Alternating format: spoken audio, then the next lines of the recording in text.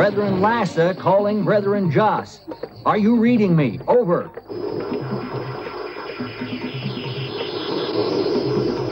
We are in urgent need of an airplane to transport a very sick patient to Joss. Is there a mission airplane available today?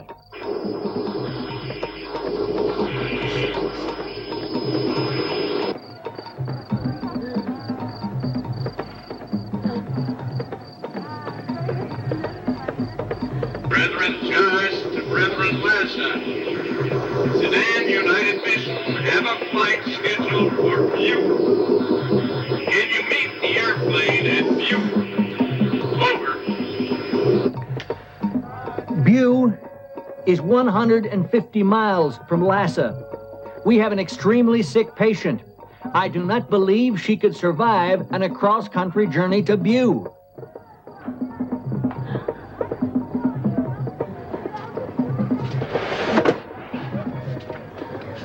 Laura, listen. We're anxious about your condition. We still can't figure out what's wrong. So, we're taking you in, Laura. It's all been arranged. They have laboratories at Joss and they can find out what's wrong.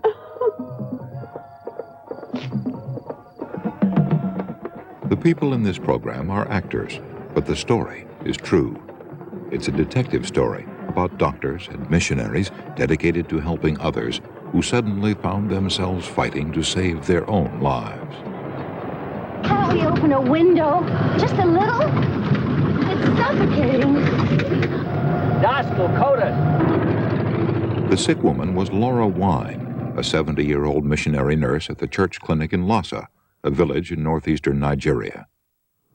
Esther Hamer and her husband, Dr. John Hamer, left their clinic in a desperate effort to save her.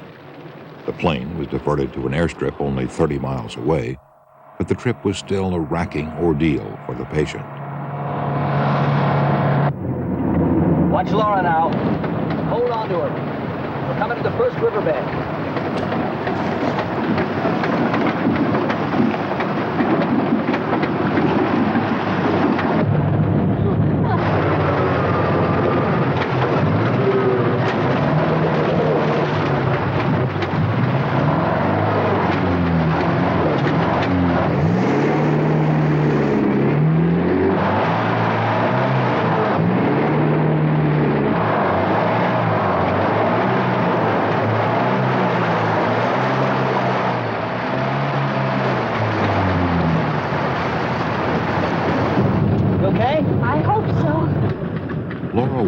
Come to Africa in her late 60s after retiring from a career as a nursing educator in Illinois.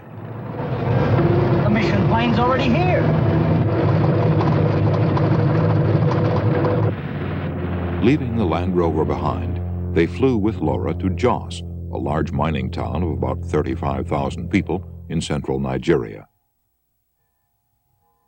Protestant missionaries have been active in the area for 90 years, and the church plays an important role in the life of the town. A missionary organization called the Sudan Interior Mission operates one of Nigeria's best equipped hospitals there.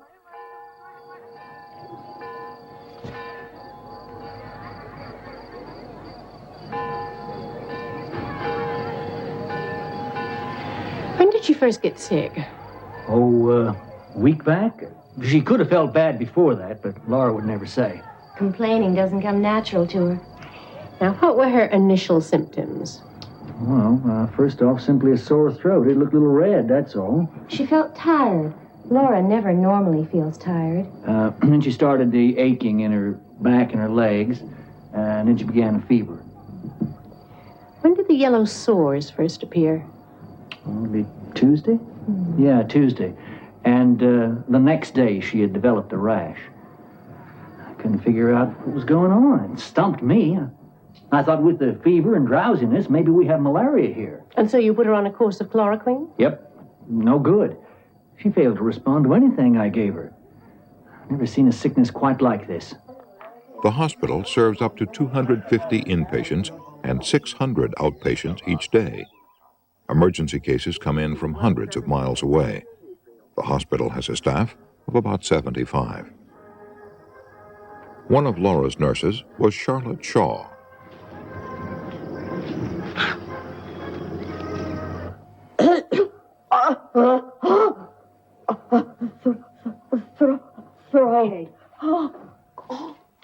Char tried to soothe Laura's throat with glycerin.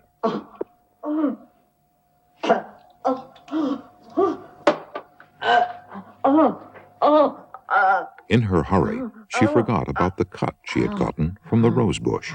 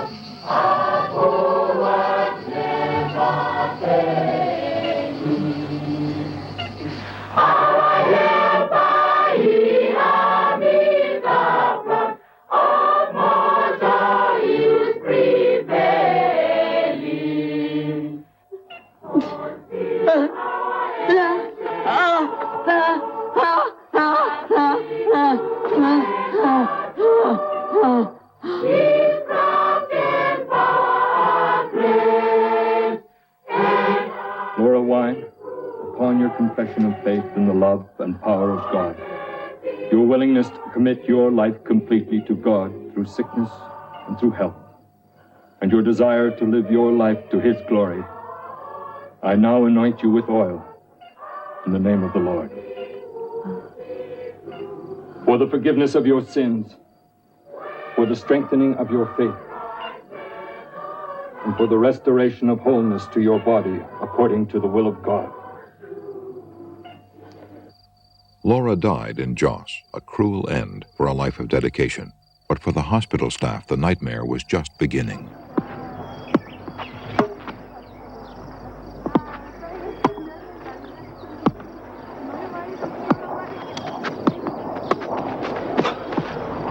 Out of breath. Oh. Dr. Day! Dr. Day! Oh, that migraine went quick. How dare you go around with a back like that? You should get it seen to. You should be in bed. I can't now, climb into the you bed. just come along with me. Look, Totally irresponsible.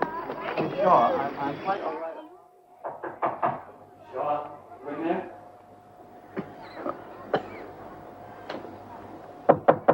Miss Shaw? Oh, I'm sorry. I didn't mean to intrude. Anything the matter? I'm sick, just darn sick.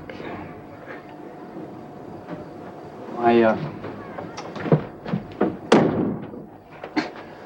brought you this little present. In appreciation of what you did for my back. Oh no. Could you open it for me? I don't need to. Sure. Here you are. Hear no evil, speak no evil, and see no evil. There's no need, really no need. What do you think you've got, flu? I keep getting these chills sweeping over me in a cold wave, and then I get hot, really hot. Char's leukocyte count is well down, just like Laura Wine's in the early stages. Possibly coincidence. But the differential count is similar also, see? These symptoms point to nothing positive. The lab tests are inconclusive. Is this a viral infection or bacterial? Hal, the point is, do we make a connection between Char's illness and Laura Wine's? No, we cannot, Jeanette. Char's illness may be totally unrelated. Her condition is serious, but not critical. Breathing and pulse are steady. Blood pressure normal.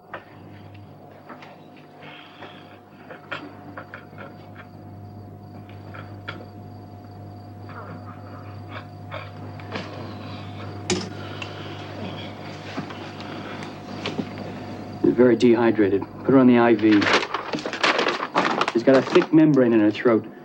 I want to give her massive doses of hydrocortisone to help her adrenal gland. Very well, Doctor. And remember, next time, call me. Just do not believe it, Hal. I mean, I walk into the room and Char, she's terminal. I mean, she just looked like this dead thing. She looked totally terminal. But the nurses simply get used to seeing illness. I mean, her leukocyte count is risen. It's risen to the damn ceiling. Her blood pressure is low. She's cyanotic. She can hardly breathe. There's not one doctor in sight. Yes, well, sometimes it's hard for them to see the wisdom of bothering a doctor. Dr. Dane. Sure.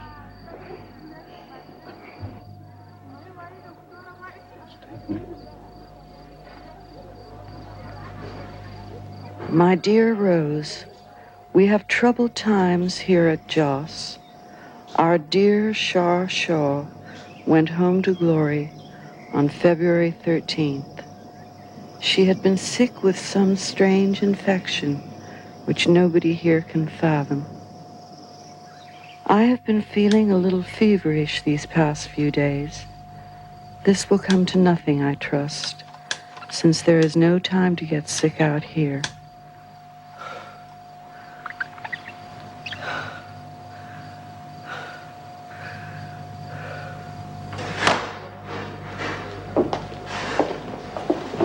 Fever, headaches, malaise.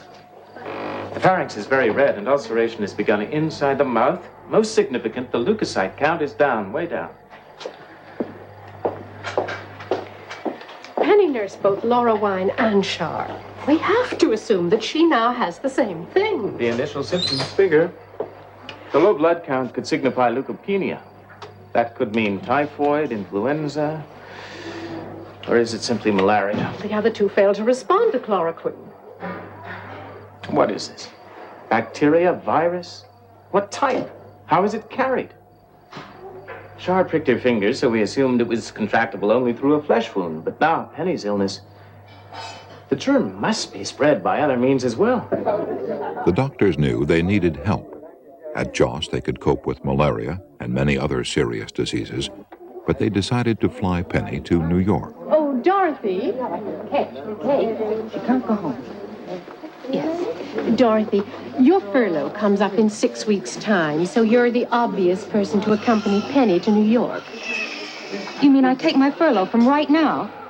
And from a professional point of view, I can think of no better choice. Oh, well, thank you, Dr. Jeanette. Now, I've prepared a list of medicines for you to take with you. Penny is still able to take liquids orally, so IV equipment won't be necessary. Now, she'll need her things packed for the trip. Yes, Martha is attending to that. You'll also take an iced thermos flask containing specimens of blood and tissue from both Laura Wine and Char, and of course their notes. And these will be collected by Dr. Frame in New York. Okay. The mission plane will fly you to Lagos, and then things may get complicated. Here's a covering letter, signed by me. It may help. Do the best you can. And take good care of Penny, won't you?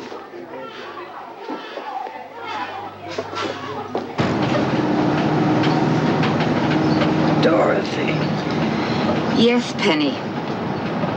I'm so sorry you've been burdened with me like this, my dear. Don't you worry.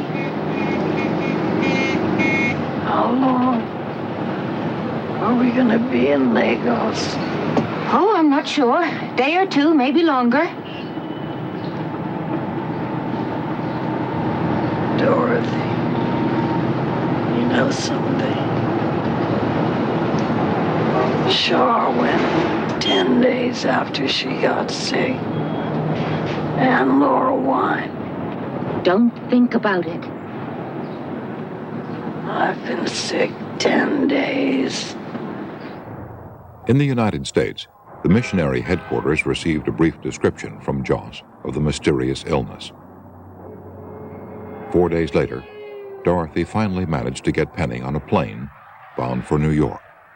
Dr. John Frame went to meet the plane.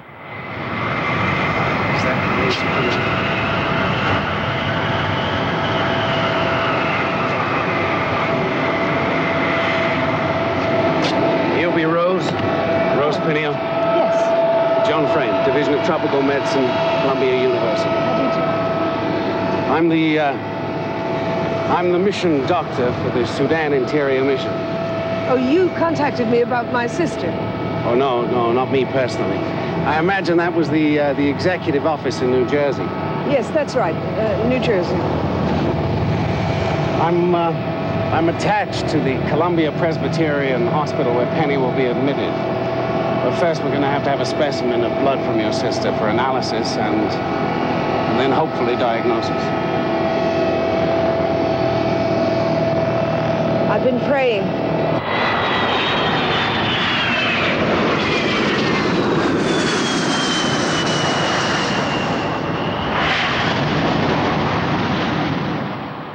Dr. Frame had seen the brief report from Joss.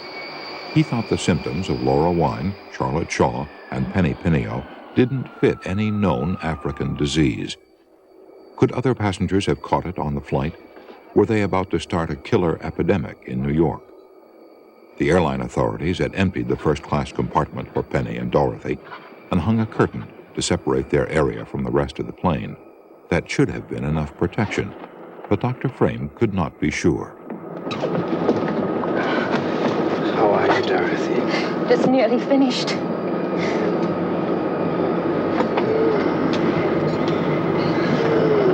Penny, my love.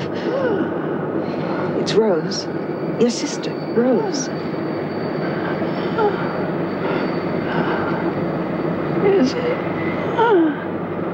Is it really you, Rose?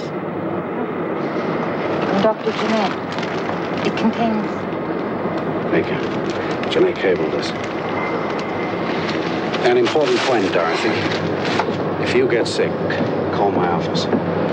Headache, sore throat, aching limbs, no matter how minor it seems. I want to hear from you.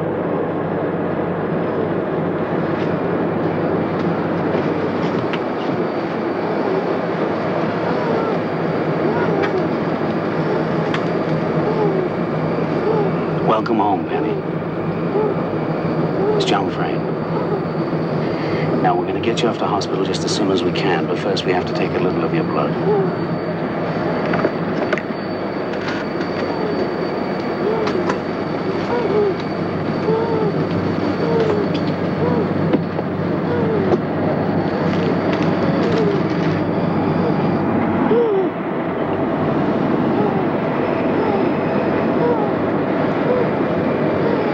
Penny, I'll make this as painless as I can.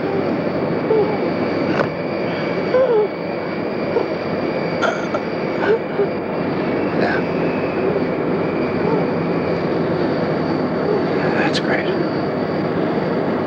And now we can get you off to hospital.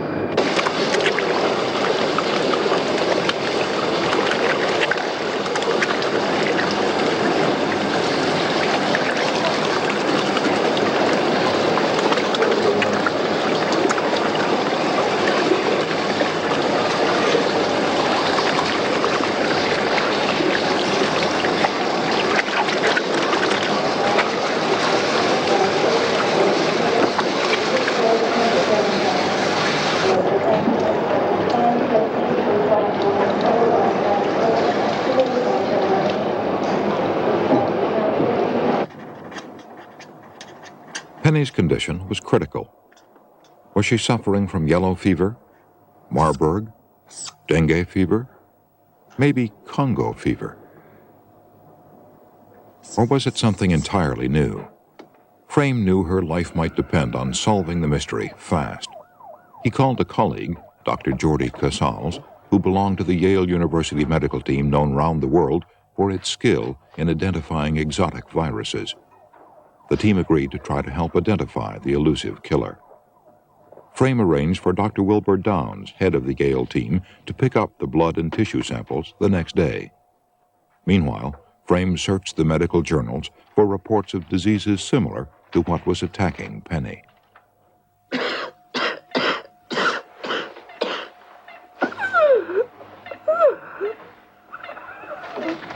How's the patient? Well, her condition remains serious. Problem is finding the right therapy. If there is one. But she lives. So far. Well, that's a plus. Is this the candy? That's prepared for analysis. Whole person's life, melted down to a box of tricks. Okay. I'll get the kids at New Haven out of this right away. Good. Downs knew his box of tricks could be more deadly than a bomb. He was in a hurry to get the investigation started. His team at Yale was waiting for him.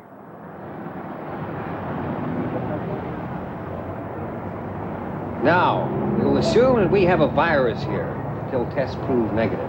Or as the French have it, this character's guilty until proved not.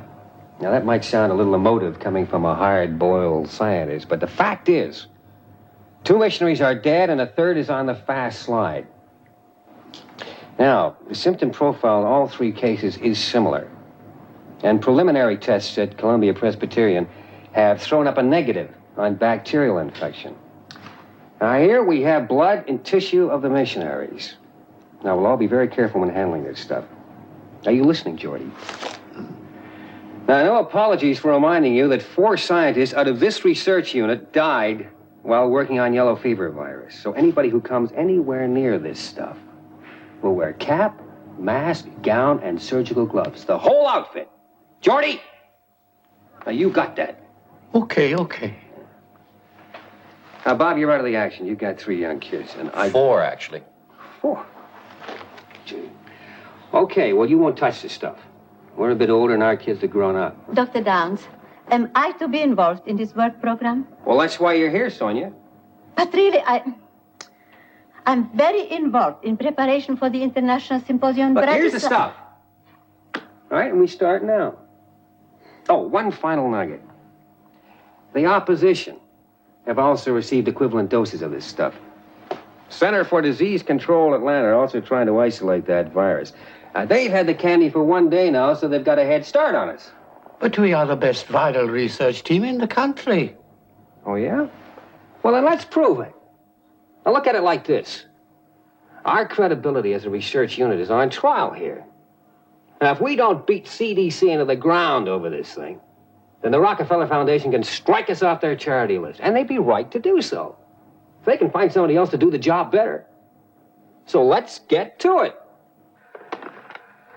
First, they had to find out whether the blood and tissue samples actually contained live virus, and if so, they had to grow more of the virus under controlled conditions for analysis.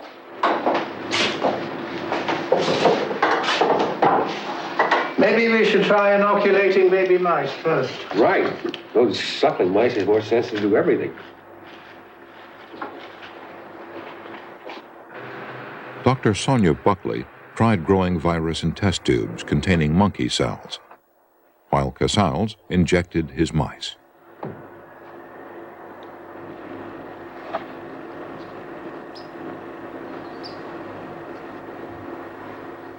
If the mice or the monkey cells died, they would know they had a virus alive and multiplying.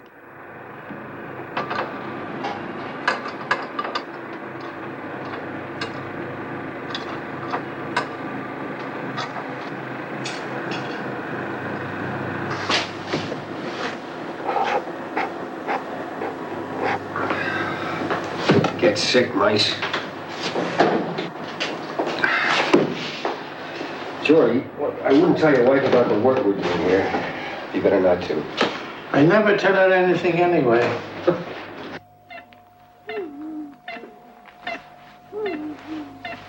There's been a sudden rise in her temperature. Also, there are signs of fluid on her chest. Her leukocyte count has risen from a comparatively low figure to 12,000. Which follows exactly the pattern of the first 2 victims. They all look so damned healthy. I don't think it's sick. Hell. Maybe it's too soon. We should wait. Sonia might have better luck with her cell cultures. 9 anxious days passed.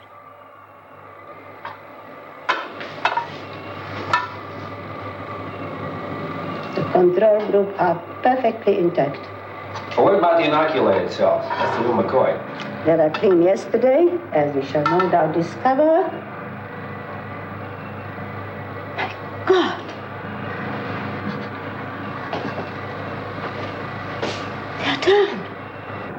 Oh, there's something growing in there, Sonia.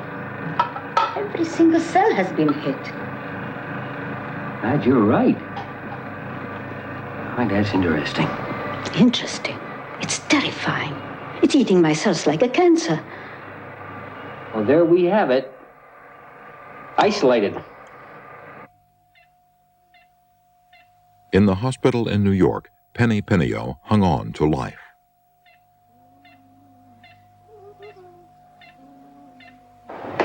Now, we prepared a new set of tissue cultures and fed them with a virus-infected serum to see that that first experiment wasn't a fluke.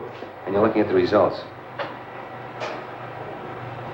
All these cells have been attacked. Cuckooed, every one of them. What about the control group? Perfect. Untouched. Well, there's no doubt about it. We've isolated the virus, and it's tough as a lead pellet. I do not understand about my baby mice. The mice remain healthy. Why does the serum kill your cells with this virulence and not affect my mice? You know, maybe we're on a bum steer with these sucklings. Why don't we try inoculating a set of adult mice? Their temperature's fallen again. Now 102. Well, that's something. You see how the virus has affected these adult mice? Some are dead, others dying. Oh, I'm so happy. What about the control group? In perfect health. Look. Try picking one up by his tail. No, thank you, Geordie. You do it. Geordie! You should be wearing gloves. Virus can't crawl up a creature's tail. See, its legs are extended. It's going rigid. It started convulsing. Now it's dead. Oh, it's this teacher, Professor Moser. He always used to say, you don't have to be afraid of a corpse, but be aware of any living things which sneezes, coughs, urinates, or defecates. You and your old professors. You know, when I picked up those dying mice by the tail, I could feel the tremor run through their entire body right up into my hand. These convulsive movements before death are familiar to me. They featured in some experiments I did with laboratory mice for the Rockefeller Institute way back in the 40s, with lymphocytic choriomeningitis, which is one virus that causes death in adults, but is far less severe in children. Baby mice are also unaffected by LCM. They carry the virus, but they don't die. Precisely. Look, LCM belongs to South America. We've got the wrong side of the globe. Unless this virus is an African version of LCM. Look, does an LCM African virus exist? I do not know of such a virus. Has our laboratory equipment been accidentally contaminated with an LCM virus? Oh, no. It is possible, however scrupulous we are. A virus here in the laboratory is maybe responsible for killing the cell cultures and the adult mice.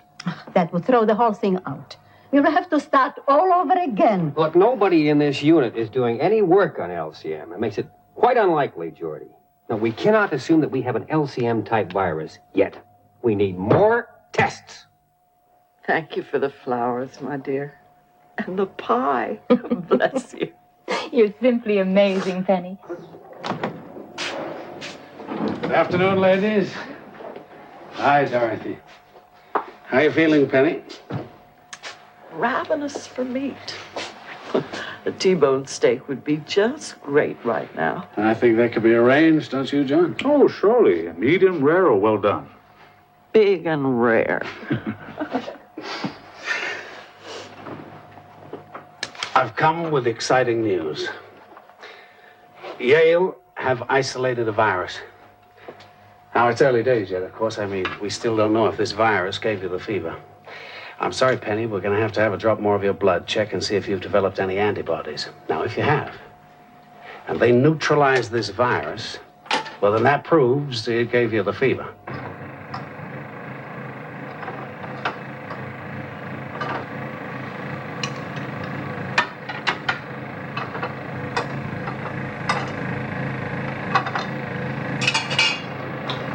Right.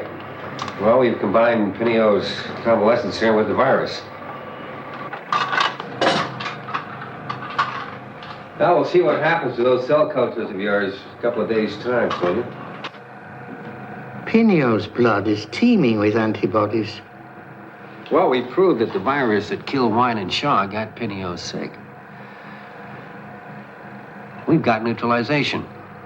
The virus plus serum, that's complete neutralization. No cell death anywhere? That's well done, Sonia. Neutralization in all 3 cases. And no word yet from Atlanta. Well, we would have heard something if they'd gotten this far. Believe me, we would have heard something. Well, maybe we scuttle the opposition, which would be better than Thanksgiving.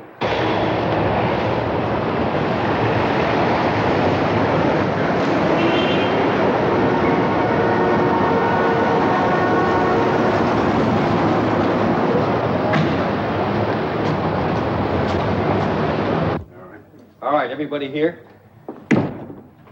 Where's Jordy? He went home. Gone home? Look, we need him here. His cold is bad.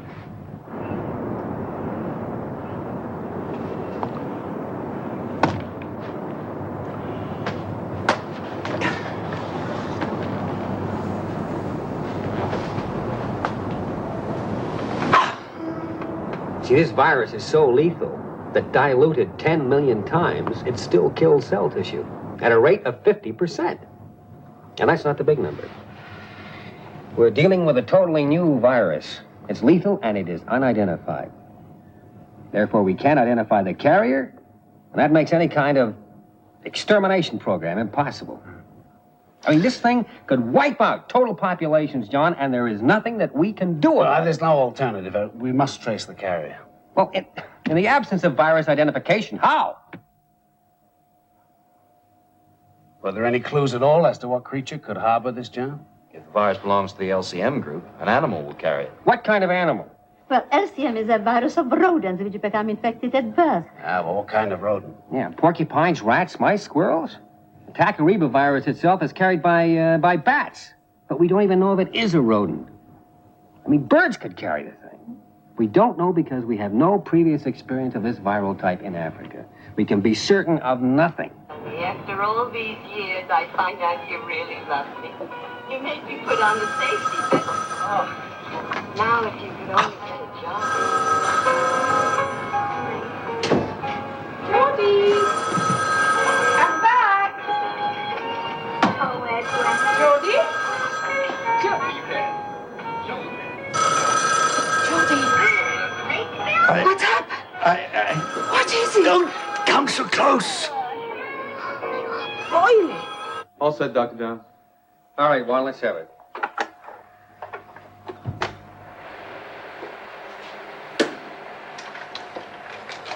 This is the killer. I should say killers. This one here and this one have come out of the cell. This one here and this one are budding from the surface. Now, the virus itself is not unlike the Mashupo, as we see here, and the... That's similar to LCM. That's right, and Janine. Now, we'll get back to our virus again. With negative staining, you can see the surface. Now, this is a mugshot, and that's the enemy. See, we're not talking about a new virus. The thing's probably been around for decades. It's only now that we've been able to isolate it. Well, we've got to give this virus some identity, give it a name. That's important, so that our researchers here and in the field know exactly what we're talking about. Any ideas? Lassa fever. That's where it all began. You're making an assumption. The fact is, we simply do not know. His symptoms connect with previous experience of the disease. Very limited and very tenuous experience. Ed, what do you figure's wrong with him? I wish I knew, John. But we simply cannot assume that Jordy has Lassa fever until all the results are in from the laboratory. Those results could be days away. He could be dead by then. He is a very sick man. Okay. Now, if Jordy has Lassa fever, what are you going to do about it? We might as well order the crematorium right now. If you're right, his chances of survival are pretty slim, wouldn't you say? Penny, we do have a survivor. And that means that Jordy will also survive? Well, I don't think John meant quite that, Dr. Laker. Penny's blood is strung with Lassa fever antibodies. Antibodies which could possibly destroy the virus in Geordie's system. You proposing that we make a transfusion of Penny's plasma? Yeah, it might just save him. All right, give it to me straight. Well, first, I'm worried about hepatitis. Look, we've had Penny's plasma tested for evidence of hepatitis, and there is none. I'm worried about antibody-antigen reaction. I'm worried about kidney and liver shutdown. But the man's dying in there. Now, look, will you listen to me? This is a very serious decision. Acrimony's not going to get either of us anywhere. If Geordie dies from a transfusion authorized by me, then his death is going to be my responsibility. Dad, you're so busy protecting your own ass. Well, what about you? I mean, you know, altruism isn't entirely your bag. You're trying to get Yale off the hook. That's what's behind your spurious concern, I suspect. And you know, if Geordie dies from a virus contacted in your arbovirus unit, then the press are going to roast you in your own sweet fat, and you know it. All right. I'm sorry. I apologize. You're right. I am concerned about Yale. I do not want this unit shut down over something like this, and it could happen. But that's not all. I've been his friend and his physician for over 20 years. Look, we at Yale, and Frame also, we've spent the day phoning around the country, talking to every expert we could in this field. The verdict is unanimous. Give him the plasma.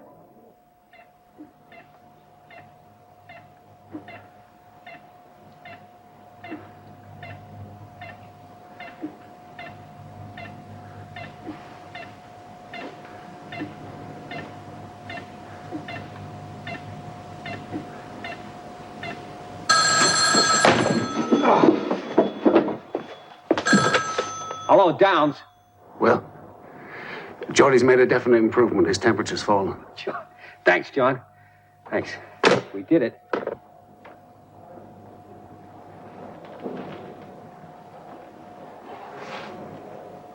Dr. Casals, I presume?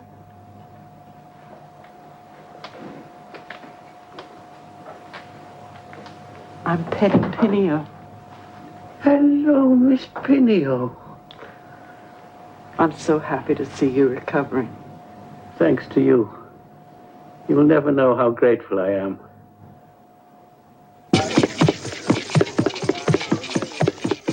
Back at Joss, no new cases were reported for almost a year. Then, a young woman was admitted to the hospital with a severe hacking cough.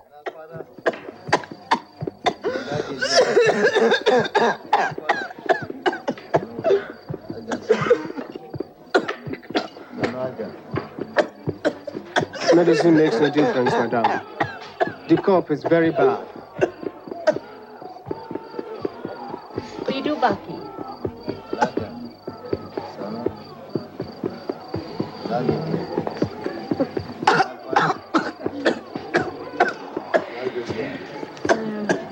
Tamalama salad.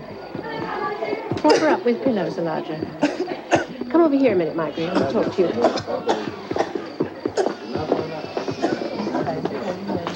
Now, we'll start her on a course of chloroquine. 600 milligrams orally. Write that down, Margaret. You think malaria?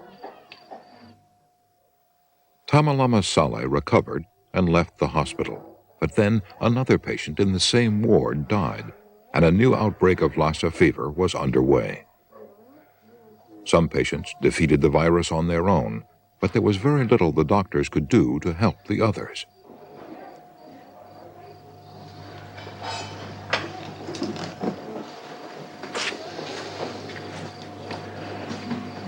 The pattern is clear enough. High fever, shock, coma, death. Question now is, who'll be next? We have to get blood specimens away to Abaddon. Jeanette, I mean, come on, we must! Dr. Jeanette, it's Margaret. Thy loving kindness and mercy shall follow me all the days of my life, and I will dwell in the house of the Lord forever.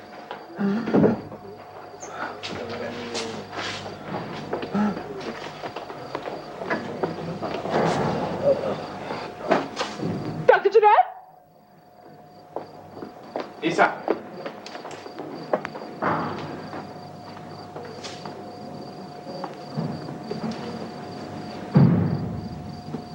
dead.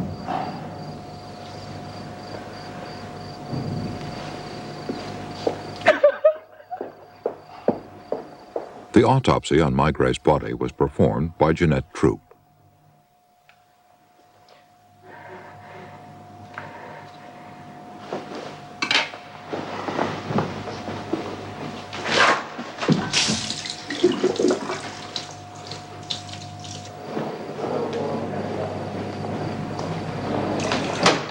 Hi, Jeanette. Are you through? No, I'm not through. Covered the body, that's all. Is something wrong? You know something, Hal? I made a lot of mistakes since I came out here. And the Lord has just had to cover them up for me. Yes. And I just made another mistake. I think you should get on the first plane to New York. I really do. Hal, this is a matter for the Lord. Allow him to move in his own way. We are not fatalists, Jeanette. We have a commitment to Christ, and we know our lives are in his hands, but it doesn't mean we should go walk under a bus. Now, tell no one about this. I do insist. It would only cause a panic. You are abdicating, Jeanette. No, I'm sorry. You are reneging on your responsibility as a human being. Go now, please, Hal.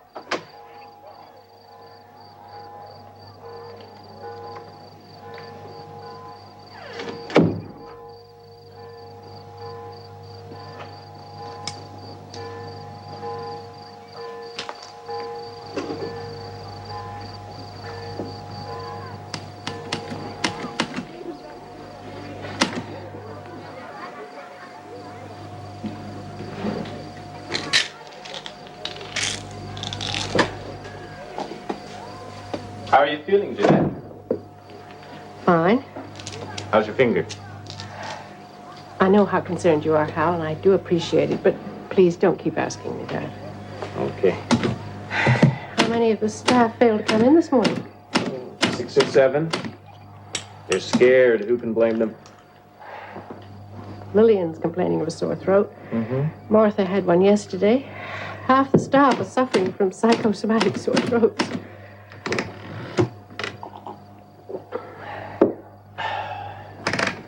Johnson's rapidly becoming a no-go city.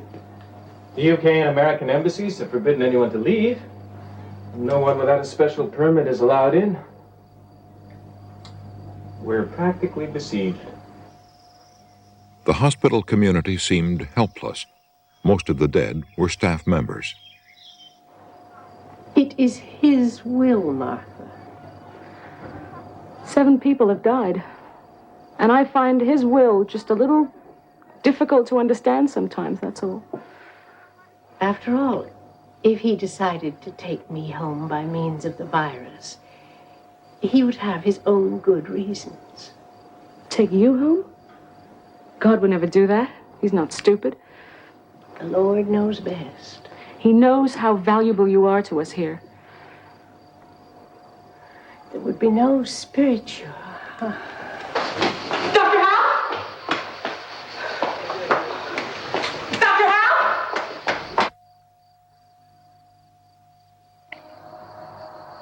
In an attempt to save Jeanette Troop, Jordi Casals flew over from the United States with a supply of his own blood plasma. The transfusion technique, which had saved his life, was not sure to work, but it was a better hope than no treatment at all. Casals was a living reservoir of the only known medicine that could possibly cure Lassa fever.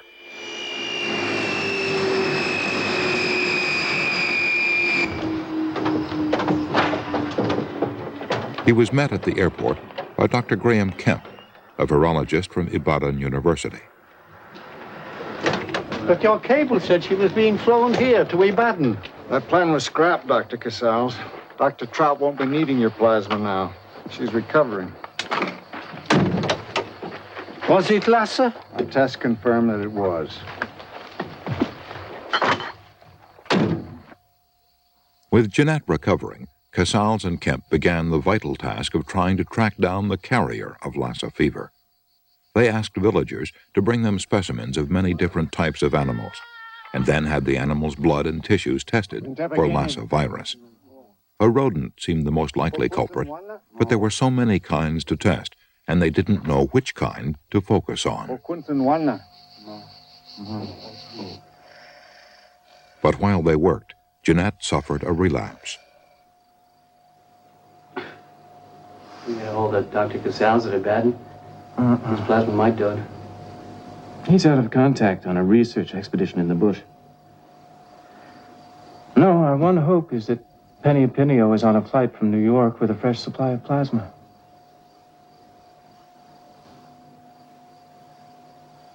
Please, God, let her arrive in time.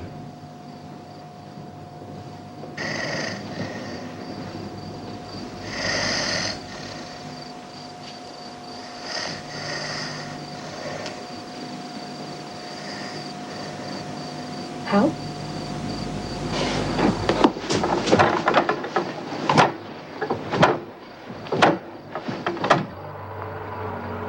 Penny Pinio arrived too late.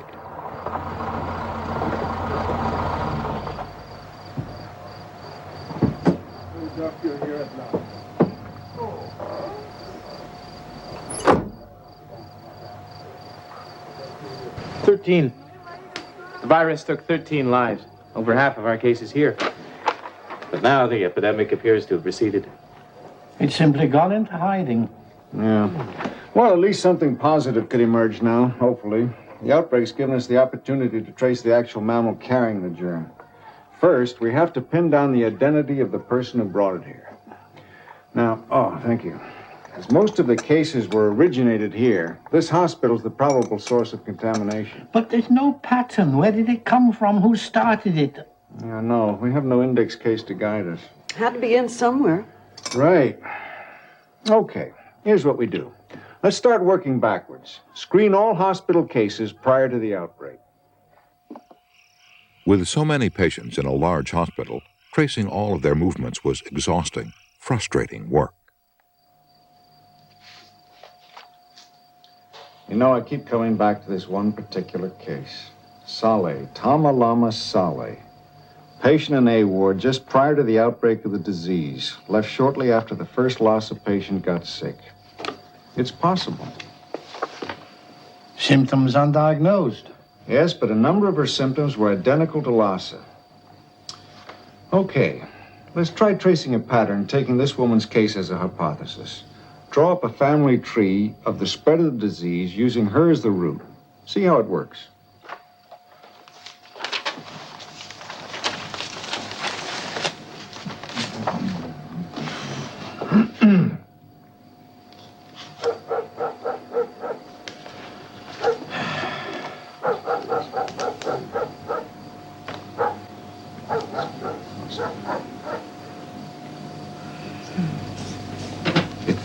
It fits beautifully. At some point, every Lassa patient had contact with this woman, Saleh, or contracted it from someone she could have given it to. If it is Lassa, this is only a hypothesis. A cough is not typical of the disease. Okay, Geordie, assume for a moment that she had Lassa. Now, let us consider the circumstances of her hospitalization. Okay. But is she our index case? It's possible, but we have to test her blood for Lassa antibodies to confirm it. How? How do we find her? We have no address. But I thought you knew her. The hospital's familiar with her medical history. She gave no address and probably changed her name. She changed her name? The tribe's people believe that the evil spirits won't follow them out of the hospital if they change their identity. Great. That's just great. How do we even begin to trace her? Let alone the carrier. Impossible. It slipped through our fingers.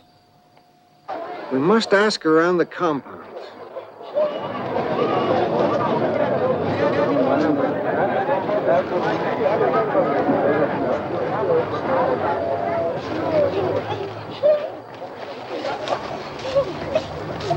You let us do it. We can bleed her? Yes, but only a small amount.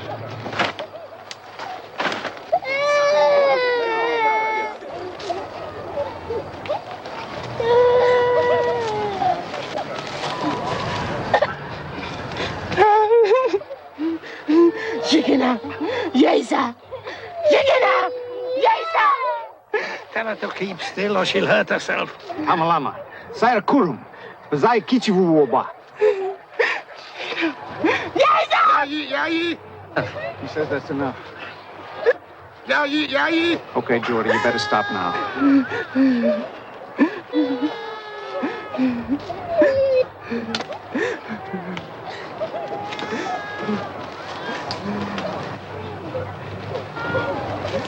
If she proves to be our index case, Jordy, we'll need to catch some of these rats. Okay. We trapped 3 kinds of rats in the Kazuri Street compound. Mus musculus, Mus ruffinus, and Mus minatoides. And I'd be willing to place a little bit of money on Mus ruffinus. You know something I don't know. Well, let's just call it a hunch. Here. John Frame sent me this from New York. Dug it up amongst his archives. When was this written? After the war, by some French doctors studying an unusual fever in the upper Volta. The fever, it seems, was related to bush rats, specifically our friend Mus ruffinus. And the outbreak of the disease followed the burning of the savanna grass and the rat hunting in the dry season. The villagers burn the grass to flush out rats and other small mammals, which they hunt for food.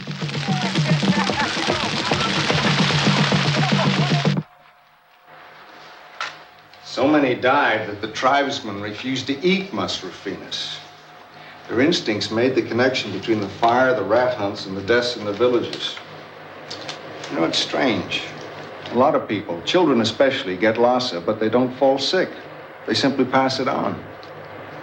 One of our early experiments at Yale showed that infected suckling mice don't die of Lassa because the virus belongs to the family of LCM fevers, and children are virtually immune to LCM viruses. Jordy, it connects. When the rats are hunted, picked up by their tails, they get frightened. They urinate. And the rats are frequently caught by native children. The children pick up the virus from the rats, become infected, but they don't show it. Yet they still carry the virus and pass it on to adults. A pretty theory. Prove it. Okay, I will. If we can locate Lassa virus in these fat and healthy Mus ruffinus we trapped, then we've located the carrier. However, it's going to take a lot of bourbon.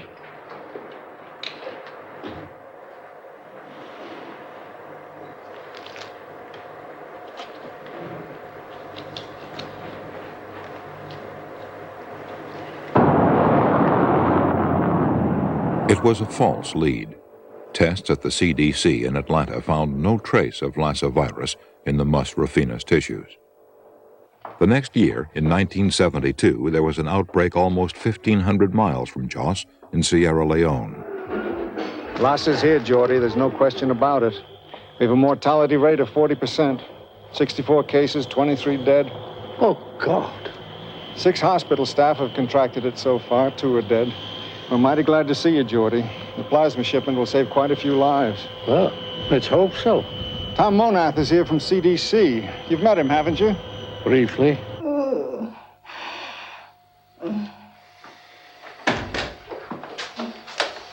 The chest filled with fluid. We'll have to drain it. Okay.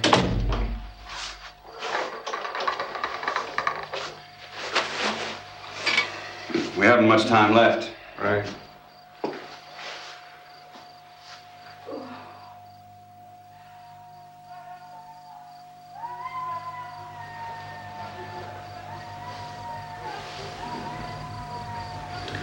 She's gone. The virus has taken her. Right. Now we need to take fresh specimens for analysis.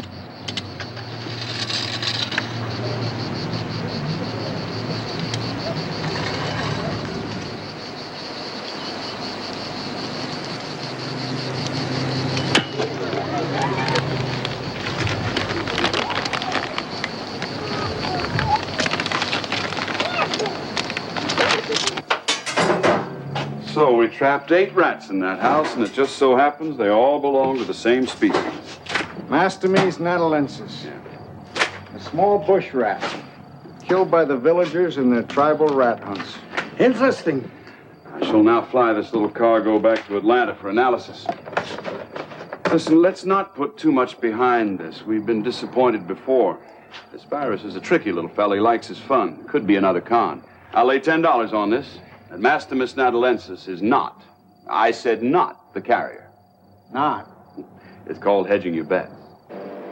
Graham Kemp had already collected over 2,000 animals belonging to dozens of different species and had them tested for Lassa virus, all without success.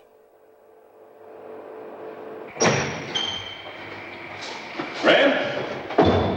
Oh, Tom. I owe you $10.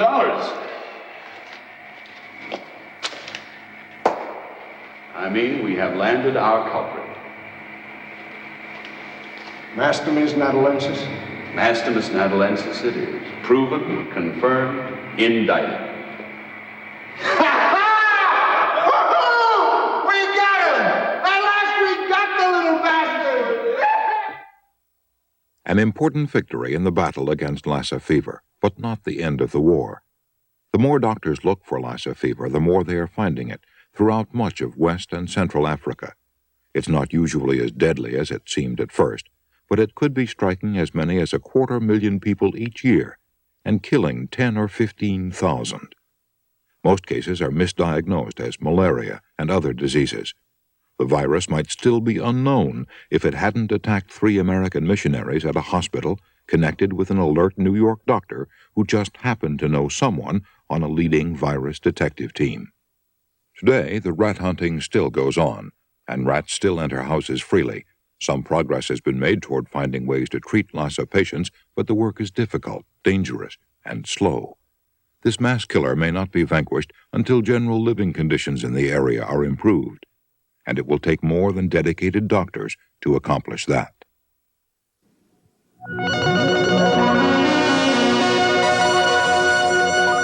The material on this video cassette is protected by copyright. It is for private use only, and any other use, including copying, reproducing, or performance in public, in whole or in part, is prohibited by law.